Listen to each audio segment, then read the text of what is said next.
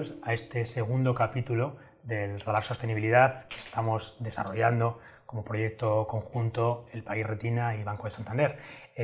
Después de un primer capítulo en el que hablábamos de esos ODS más medioambientales, más vinculados al planeta, quizás la parte más conocida de la sostenibilidad, queremos seguir abriendo la mirada y tratando de entender cómo esos objetivos de desarrollo sostenible van muchísimo más allá de lo ambiental e incluyen derivadas que posiblemente sean tan importantes como esta para nuestras vidas cotidianas. Hoy queremos hablar de la sostenibilidad desde el punto de vista de las personas y queríamos partir de un punto que sin duda es fundamental, como es el de la inclusión. Yo creo que para hablar de inclusión es difícil encontrar organizaciones que sepan más de inclusión y que lleven más tiempo hablando de inclusión y trabajando en ella que el Grupo 11, y hoy está aquí mi amigo Fernando, que nos va a contar muchas cosas sobre esto. ¿Qué tal, Fernando? ¿Cómo estás? Pues muy bien, Jaime, encantado de estar aquí y agradecido también por vuestra invitación en este Radar Sostenibilidad. Es un lujo y un honor para el Grupo Social 11 poder ser parte de este radar y de este proyecto. Fernando, pues si quieres, partamos de ahí, ¿no?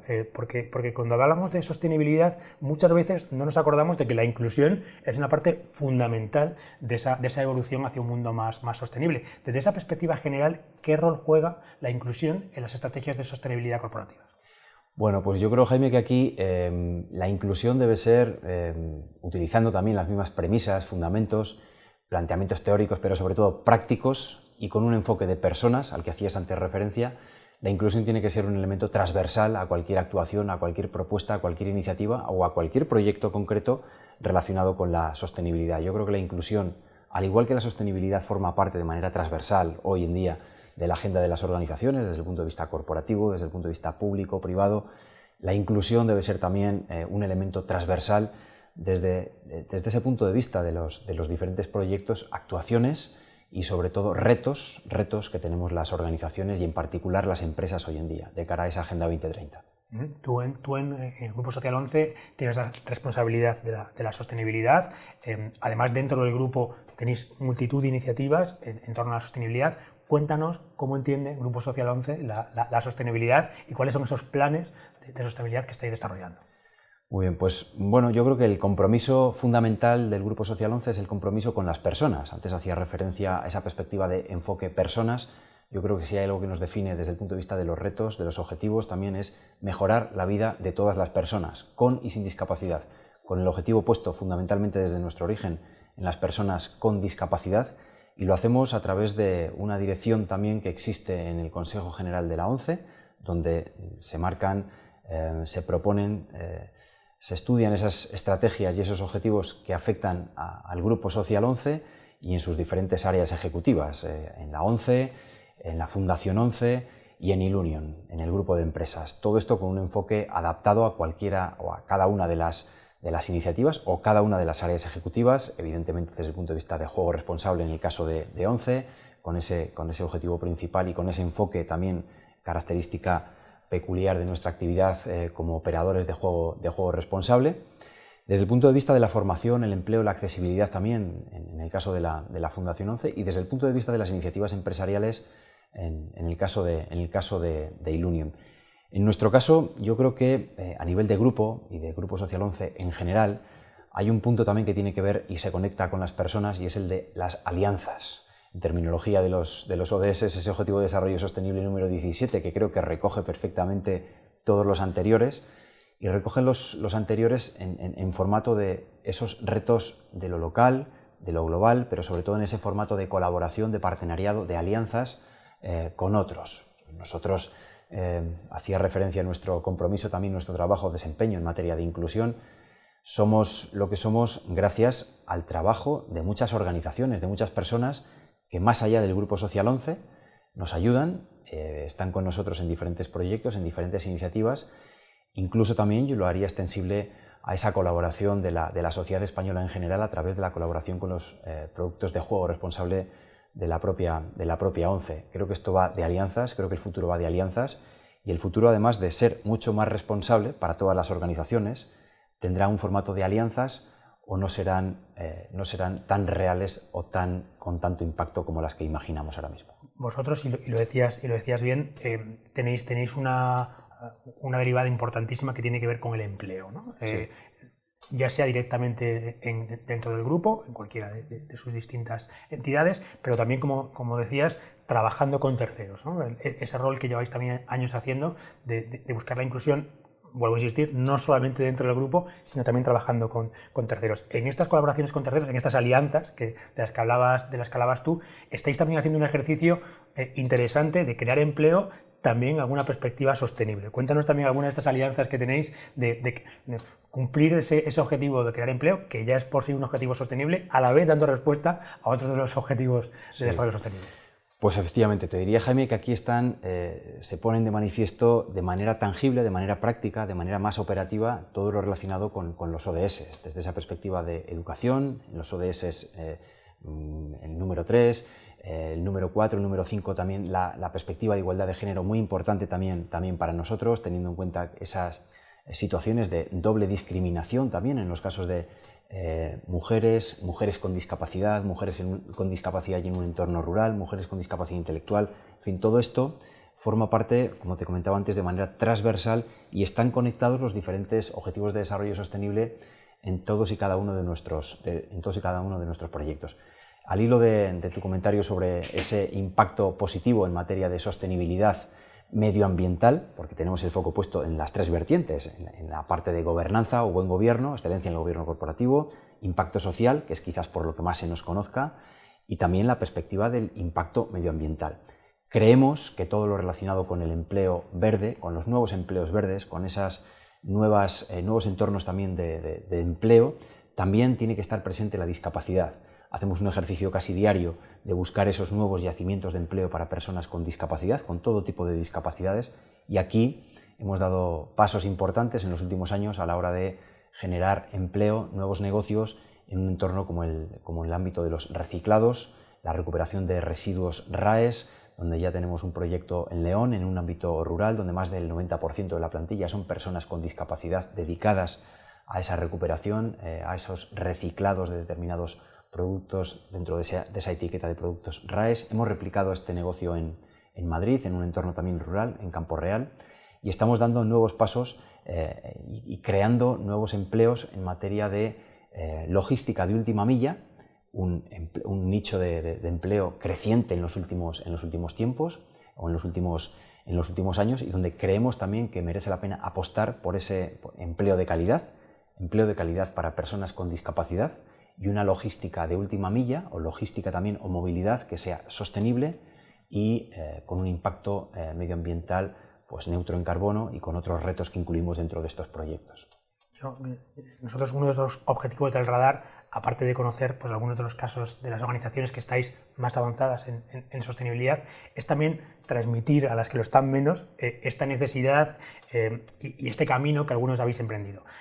Vosotros, antes hablabas, por ejemplo, de accesibilidad, que es otra de vuestras funciones fundamentales.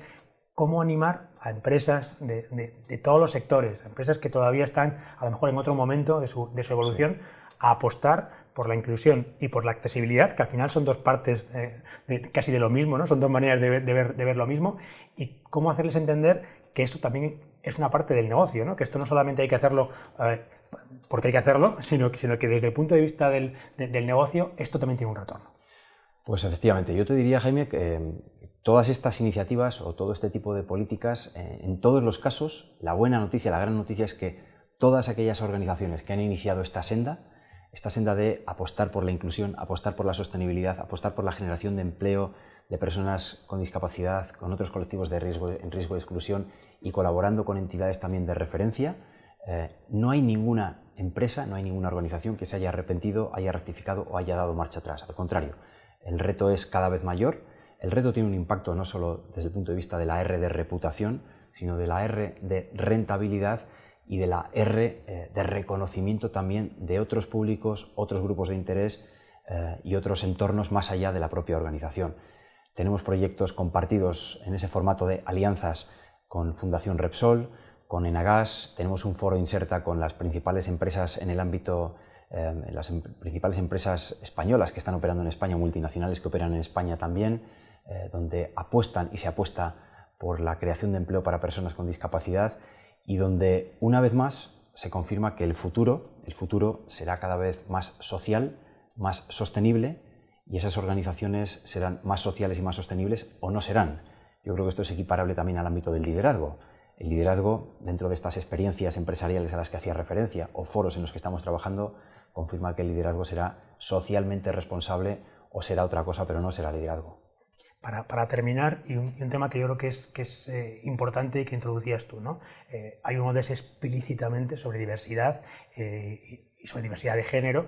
La diversidad de género es importante en todas partes, pero en un ámbito como el vuestro se convierte en absolutamente crítico, ¿no? Por esta doble discriminación de la que hablabas. Vosotros sé que es un área en el que estáis trabajando, además estáis también colaborando con Closing the Gap, ¿no? Acabáis de publicar un informe muy reciente sobre esto. Como hay que pegarse a la actualidad, cuéntanos algunas de las cosas que habéis descubierto en este informe que habéis hecho y en esta lucha contra esta doble discriminación que viven a veces las mujeres. Pues efectivamente, el reto de la igualdad de oportunidades en todos los ámbitos y especialmente orientada también a la igualdad de género es algo que forma parte de nuestra agenda. Tenemos un observatorio también de igualdad dentro del Consejo General de la ONCE, formamos parte de Closing the Gap, que el otro día se presentó este informe y seguimos viendo un gap todavía entre la igualdad de oportunidades real de la situación que tienen las mujeres y los hombres en el ámbito social en general, pero también desde la perspectiva laboral en particular. Lo conecto también con otros ODS y lo conecto también con otras realidades a las que hacía referencia también con el reto de la accesibilidad. Hablamos de igualdad de oportunidades, esa igualdad de oportunidades tiene que ser real para todos. Cuando hablamos también de la accesibilidad a la que mencionabas, que hacía referencia antes, y hablando en términos de ciudades, en términos de desarrollo sostenible, nosotros tenemos una terminología que manejamos internamente y que la trasladamos de exportar y es lo de Smart and Human City. Entendemos que las ciudades no pueden ser inteligentes si no son ciudades para todos, para todas. Son ciudades en las que la accesibilidad tiene que estar presente y son ciudades también donde entre todos, organizaciones del ámbito público, administraciones públicas, empresas del ámbito privado, tenemos que tener ese compromiso con la accesibilidad, que no es otra cosa que el compromiso por la igualdad efectiva de todos. Y en esa parte, para nosotros, esa igualdad de oportunidades efectiva de hombres y mujeres es un aspecto crítico, fundamental y esencial en nuestra agenda. Estamos estos días a punto de celebrar la Cumbre Mundial de la Ceguera, donde vamos a tener a más de 190 países de todo el mundo representados, más de 5.000 personas que tenemos también como participantes. La igualdad también forma parte de la agenda en el ámbito de la discapacidad. Y en el ámbito de la discapacidad quizás estamos ante escenarios, ante casos concretos también donde se produce eso que tú antes hacías referencia y es la doble discriminación, no solo por razones de discapacidad, sino también por razones de género y donde estas realidades en determinados contextos tienen un impacto también pues de absoluta exclusión. Nosotros apostamos por lo contrario, por la inclusión. Muchas gracias, Fernando. Me quedo con este mensaje, ¿no? Con este futuro de la igualdad en sentido estricto, igualdad para todos y todas y también con distintas capacidades, como todos tenemos, pero también me quedo que me parece interesante con esta doble R, ¿no? Con que las empresas, buscando esta igualdad, tienen que abordar su responsabilidad, pero también, ¿por qué no?, su rentabilidad y que apostando por este tipo de proyectos, como los que estáis haciendo vosotros en distintos ámbitos, pues pueden encontrar este equilibrio entre construir un mundo mejor sin dejar de hacer que su negocio también vaya un poquito mejor. Así que gracias por acompañarnos, Fernando. Pues muchas gracias, Jaime, por la invitación y un placer estar aquí con vosotros. Pues siguiendo este camino y tratando de profundizar un poco más en estos ODS vinculados a las personas, queríamos hacer foco en el que sin duda es uno de los más de actualidad, que es el que tiene que ver con la diversidad. Belén trabaja en Banco Santander, es responsable de sus políticas de diversidad y aparte una gran conocedora de estos temas. Belén, ¿qué tal? ¿Cómo estás? Muy bien, muchas gracias, encantada. Yo creo que lo primero es explicar, aunque a veces parece que son cosas obvias, pero a veces las cosas obvias hay que explicarlas bien, ¿no? ¿Por qué para las empresas es tan relevante? Y también desde tu punto de vista de negocio, no solamente de tu punto de vista de responsabilidad, que hablábamos en el primer capítulo, sino también de rentabilidad. ¿Por qué es tan importante la diversidad en las organizaciones?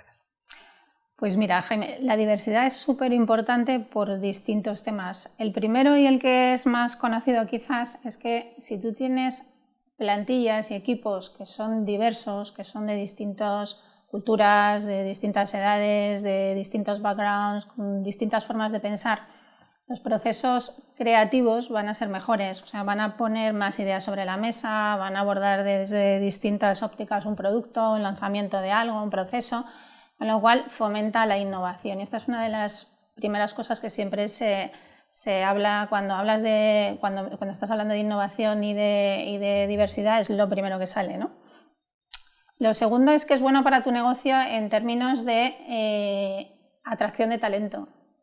Es decir, nadie quiere trabajar en una empresa donde pueda ser que se discrimina dependiendo de tu condición, de tu género, de tu edad, de tu procedencia, etcétera, etcétera. Con lo cual, tú lo que tienes que buscar es atraer el mejor talento y retenerlo y pagar de una forma equitativa y promover a los mejores, etcétera, etcétera. Entonces, lo que hay detrás de no tener diversidad en tus equipos es que normalmente pues, busques gente muy parecida a ti o parecida entre ellos y muchas veces de forma inconsciente, ¿no? Ahí está lo que llaman los sesgos inconscientes, pero atracción de talento, la gente joven ahora mismo lo que quiere es ir a empresas que realmente fomenten meritocracia y que premien y promuevan que los mejores crezcan. Luego también la diversidad es el reflejo de la sociedad, ¿no? Si tú como empresa tienes foco en clientes, tus clientes son distintos. O sea, si tienes que tener gente que realmente piense en lo que le gusta al cliente, cómo va a ser este producto, qué es lo que tengo que vender, etcétera, etcétera, el tener plantillas diversas va a ser más reflejo y te va a trasladar mejor esa visión de lo que tu cliente busca. Y luego aparte también es bueno para tu marca.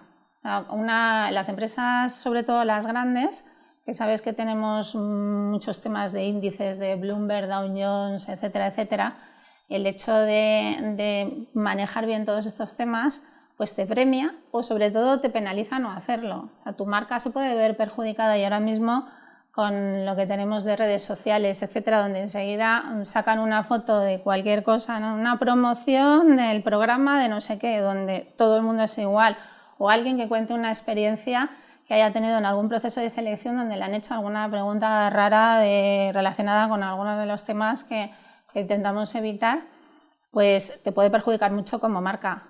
Y luego hay otro motivo que es justo.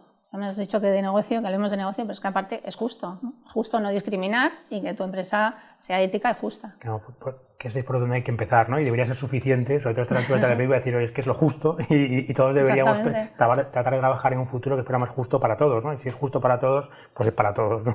Independientemente de tu género, de tu edad, de tu raza, de tu ideología y por supuesto, de tu tendencia sexual. Pero es verdad que por sorprendente que parezca, todavía esto, a estas alturas de la película, hay que volverlo a explicar y creo que está muy bien explicarlo, que además de ser justo, que es obvio y que yo creo que debería y espero que sea cada vez menos necesario explicar, tiene todas estas implicaciones también en el negocio. Y vosotros en Banco Santander, como es justo y bueno para el negocio, cuéntanos también cómo son vuestras políticas de diversidad y qué estáis haciendo para trabajar y avanzar en esa diversidad. Pues mira, lo primero que tienes que hacer es medir un poco, sobre todo una empresa como Santander, que nosotros tenemos casi 200.000 empleados y presencia en muchos países, entonces hay cosas que normalmente ves y te suenan cuando empiezas a abordar el tema de diversidad e inclusión y dices, bueno, pues hay pocas mujeres directivas, sí, bueno, es raro. La verdad, si somos el 50% de la población y hay el 50% más o menos de mujeres en los equipos, pues debería haber más mujeres, ¿no? Con lo cual empiezas a medir los sitios donde tú crees que tienes que poner foco, ¿no? Entonces, primero tienes que tener sistemas buenos para medir y empezamos a medir. Lo que hicimos después fue hacer compromisos públicos y decidir hacer foco en los temas que más nos preocupaban. Entonces pusimos un objetivo a 2025 de tener pues, entre 40 y 60% de mujeres en el Consejo de Administración, de tener un 30% de mujeres en puestos directivos, tratar equidad salarial de género. Quisimos ser premiados en distintas geografías como uno de los top 10 empleadores por algunas de las ¿sabes?, del Great Place to Work o de todas las empresas que dan este tipo de reconocimientos. Y en estos reconocimientos lo que hacen, entre otras cosas, es medir estos temas, ¿no? de meritocracia, de que los procesos sean transparentes, etcétera, etcétera. Y además de esto, lo que también hemos hecho es fomentar a través de pues formación, dar visibilidad, tenemos redes, fomentamos las redes, tenemos una red de mujeres que se autogestiona, pero nosotros los apoyamos. Tenemos una red de LGTB que también los apoyamos. Ahora mismo se está creando una red de personas con discapacidad. Entonces, ellos fomentan, son como órganos consultivos nuestros desde Recursos Humanos y nos dan muchas ideas, damos visibilidad pues, a través de... Celebramos el Día de la Mujer, el Día LGTB, el Día de las Personas con Discapacidad. Hacemos programas para mejorar, pues, concienciar, evitar sesgos, lo que comentábamos antes. Hemos analizado todos nuestros procesos de selección, procesos de sucesión. Nosotros como entidad regulada estamos obligados a tener planes de sucesión, que son como planes de emergencia, ¿no? Para determinadas posiciones que se consideran clave.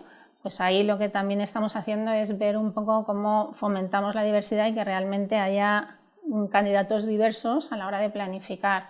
En puestos directivos, pues lo que hacemos es que intentamos que los entrevistadores sean también distintos, porque eso también ayuda al hecho de que entreviste gente muy parecida, pues lo mismo que hablábamos de la innovación, dan opiniones similares, ¿no? Y buscan a alguien pues parecido. Entonces empiezas a meter gente de otro país, y uno más joven, y uno más mayor, y uno más tal, ¿no? Normalmente la conclusión pues puede ser un poco más rica y puedes mejorar. Y luego también hemos metido una cosa que también ayuda bastante, y es que en la retribución de los directivos, de los ejecutivos, hay un criterio cualitativo que tiene que ver con banca responsable, y dentro de banca responsable pues la parte de diversidad. Hablabas de formación, ¿no? La formación, te diría hasta la cultura corporativa, que son cosas diferentes, ¿no? Pero tanto para atraer talento como para mantenerlo, esa gestión de la diversidad es fundamental. ¿Qué estáis haciendo también en las áreas de talento, en las áreas de formación, de upskilling, que hablamos tanto hoy, de reskilling? ¿Qué estáis haciendo también para atraer esa diversidad y gestionarla en el tiempo, ¿no? También la de género, pero también la de edad, ¿no? De estos colectivos que a veces por edad es más complicado retenerlos. Pues estamos haciendo muchas cosas. Nosotros hemos hecho una inversión muy grande en una plataforma que la llamamos Dojo, y que es como una plataforma de contenidos que tiene academias, certificaciones, etcétera, etcétera. Y entonces lo que estamos es pidiendo a la gente que se forme sobre todo en los temas novedosos de metodologías Agile, el cloud, de la parte más digital, la parte más de experiencia cliente. Lo estamos metiendo todo en estos contenidos, y luego también hacemos muchos programas específicos, pero en el generacional y en todo, ¿eh? También hacemos programas para jóvenes. O sea, al final, ten en cuenta que somos un grupo enorme, entonces a lo mejor en Europa pues tienes una población mayor, y en otros sitios tienes una población súper joven, y a lo mejor te interesa mezclar, ¿no? Yo siempre me acuerdo, mira, que me decían cuando yo empecé a trabajar en estos temas y tal, me acuerdo que había una leyenda que decía que los tesoreros de banca, que son los que trabajan más con divisas y con tal, que los mejores normalmente eran los latinoamericanos, porque habían vivido muchas devaluaciones, muchos corralitos, muchas historias, y que entonces cuando venía una crisis de divisa, de tal, lo manejaban con mucha calma, ¿no? Pues eso yo siempre lo he tenido muy presente, el hecho de que el cultural, el generacional, o sea, la gente más jovencita te aporta muchísimo de visión fresca, pero la gente con más experiencia te maneja muy bien determinadas situaciones, y en banca además, que tenemos que manejar tanto los riesgos y tal, son fundamentales. Entonces, bueno, sí, nosotros tenemos un programa de formación con una inversión enorme. Estamos empezando a incluir becas también para empleados que quieran reformarse en estos temas, ¿no? En temas de data science, de no sé qué, de tal, ya se están empezando a incluir, y hemos lanzado 3 o 4 programas donde también pueden participar empleados y se les dan becas. Para terminar, las grandes empresas, en diversidad como en todo, tenéis unas estrategias muy bien definidas. ¿Cómo crees que empresas más pequeñas, o que por su situación van un poco por detrás en esto, deberían empezar este camino hacia la diversidad? ¿Por dónde empezar? ¿Cuáles son los consejos, cuáles son las pautas que les darías para iniciar ese recorrido? Pues mira, yo creo que hay una cosa que la historia nos ha enseñado, es que hay que reinventarse constantemente, con lo cual yo lo que les aconsejaría es que cuando tengan ocasión o vayan a abordar cualquier proceso de crecimiento, de expansión, o tengan una oportunidad de revisar sus equipos, que miren cómo son. Si ven que el equipo es muy parecido, que se pregunten por qué y qué es lo que les falta, sobre todo, ¿no? Igual tienes muchos ingenieros y te interesa tener a alguien que venga de otro perfil, o tienes mucha gente joven y te interesa mezclarlo con alguien mayor. O sea, revisa un poco los equipos que tienes, mira a ver un poco qué echas de menos para que sea más creativo el equipo, y a partir de ahí pon las medidas, mira a ver si tienes que actuar en selección, si tienes que poner distinta a lo que te comentaba, ¿no? Distintas personas opinando, mira a ver cómo hacer las promociones, si realmente estás mirando las competencias, los méritos, etcétera, o tienes un poco una visión más parecida a lo que ya existía. Entonces revisa los procedimientos, pero lo primero es que tienes que tener un poquito de la foto y sobre todo sé consciente de que esto te va a ayudar. El reinventarte siempre es bueno y el transformarse, y eso es evidente. Sí, por lo menos el despertar de la conciencia, ¿no? De que si no tienes una empresa diversa hay algo que estás haciendo mal, hay algo que le estás perdiendo, y aparte de que no estás siendo justo, pues esto puede tener un impacto en tu rentabilidad. Pues muchas gracias, Belén, por acompañarnos hoy y por ayudarnos a entender este reto de la diversidad en el que estáis trabajando y en el que ojalá muchas organizaciones se suman también a este movimiento. Pues muchas gracias a ti.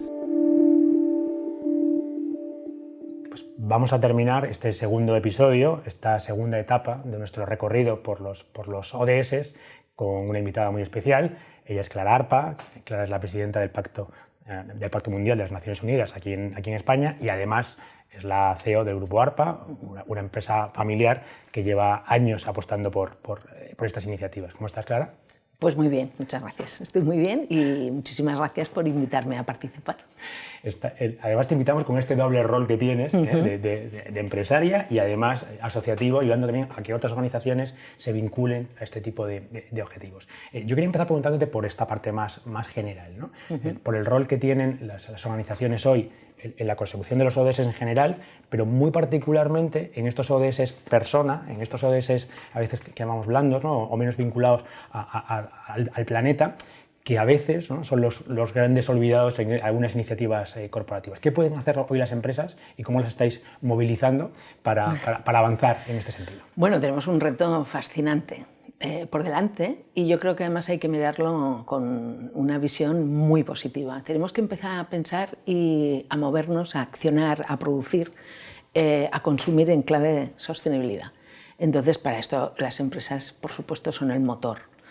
Tenemos que ayudarlas, bueno, en las cuales yo me incluyo, por supuesto, a transicionar, ¿no? del modelo que hemos llevado hasta ahora al nuevo modelo sostenible, porque el desarrollo tiene que ser sostenible, porque si no, no tendremos desarrollo.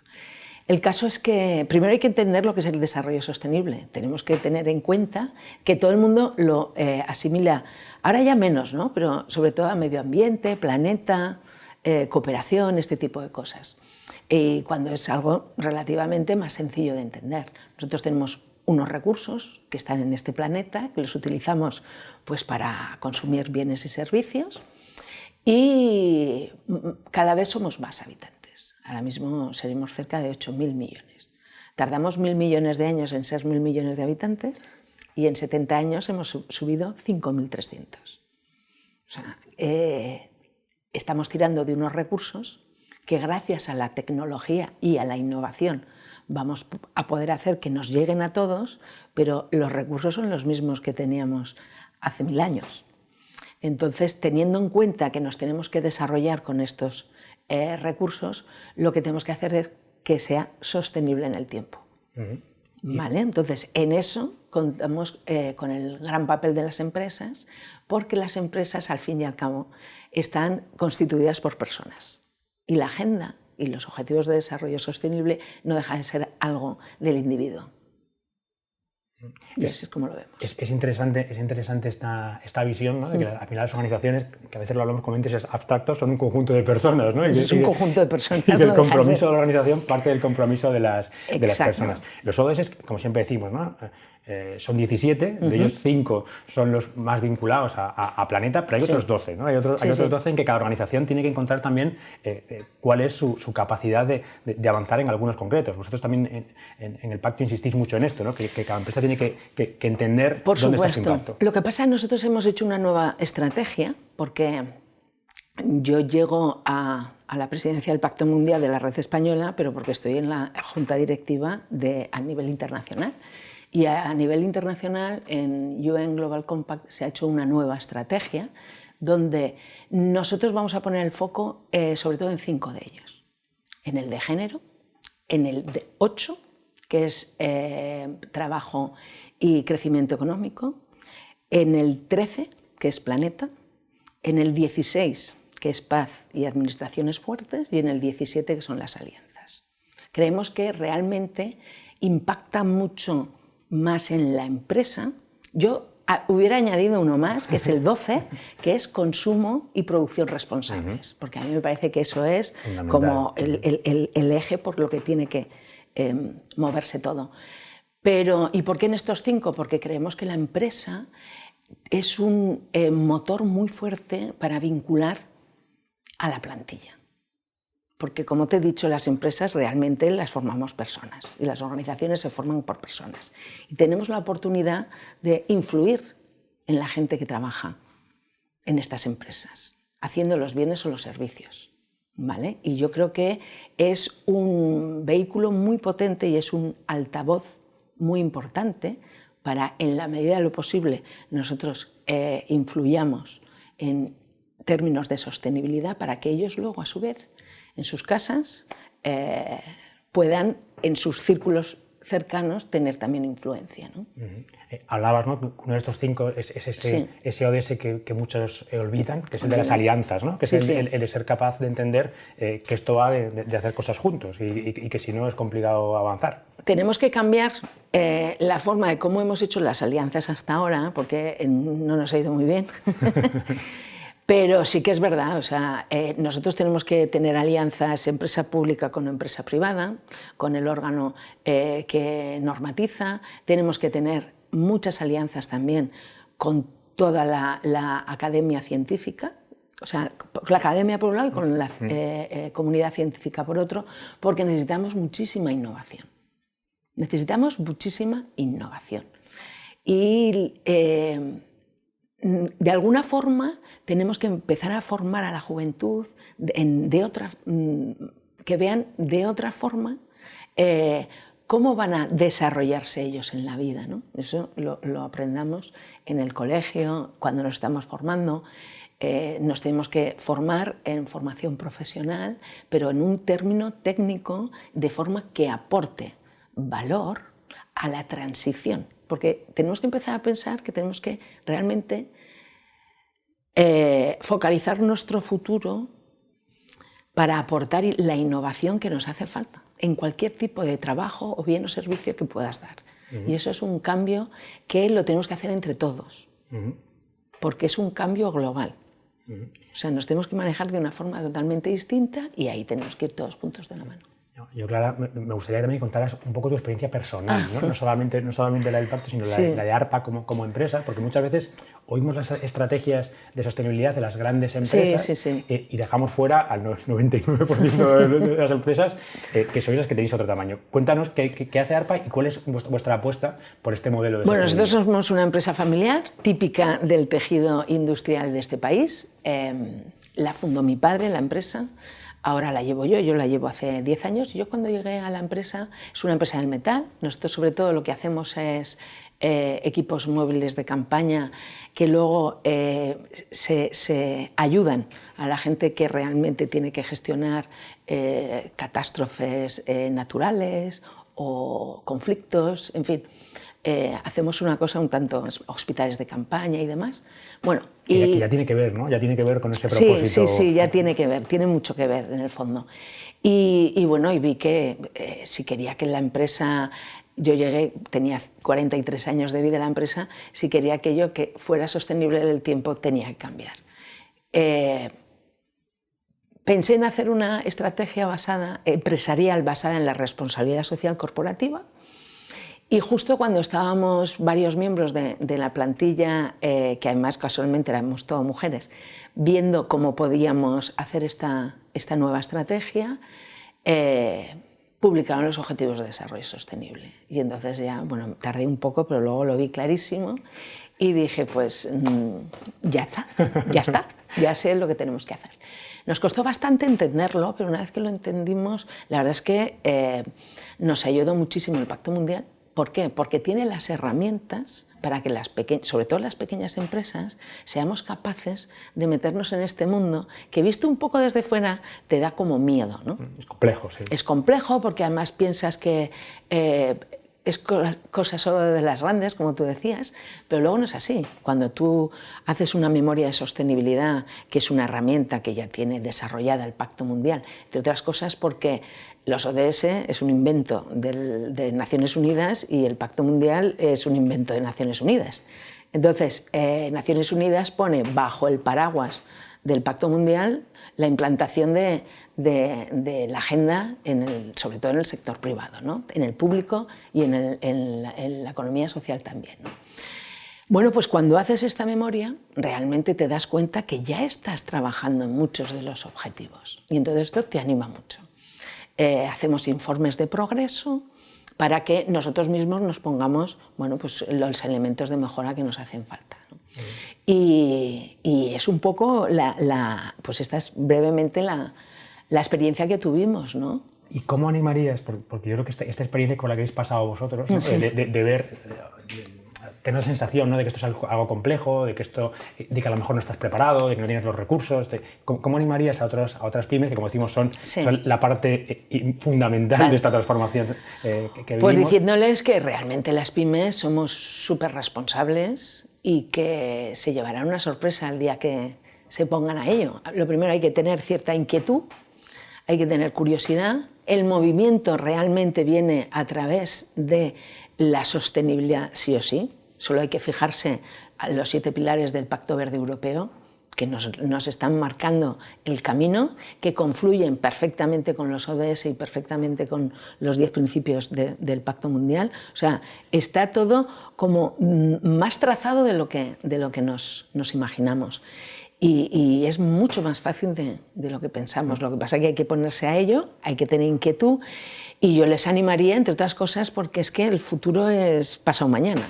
Es que todo esto está a la vuelta de la esquina. Y además tenemos ahora una oportunidad en los fondos no de reconstrucción, sino de regeneración, para poder realmente volver a la senda o iniciar una nueva senda de otra forma totalmente distinta, que es lo que nos hace falta. Bueno, y además la pyme, y vosotros sois un ejemplo, ¿no? Sobre todo la pyme familiar, yo creo que tiene esta relación con el territorio, con la comunidad y con lo sostenible, lo tenéis en vuestro ADN, ¿no? Lo tenemos en nuestro ADN y somos el colectivo más numeroso y el más callado.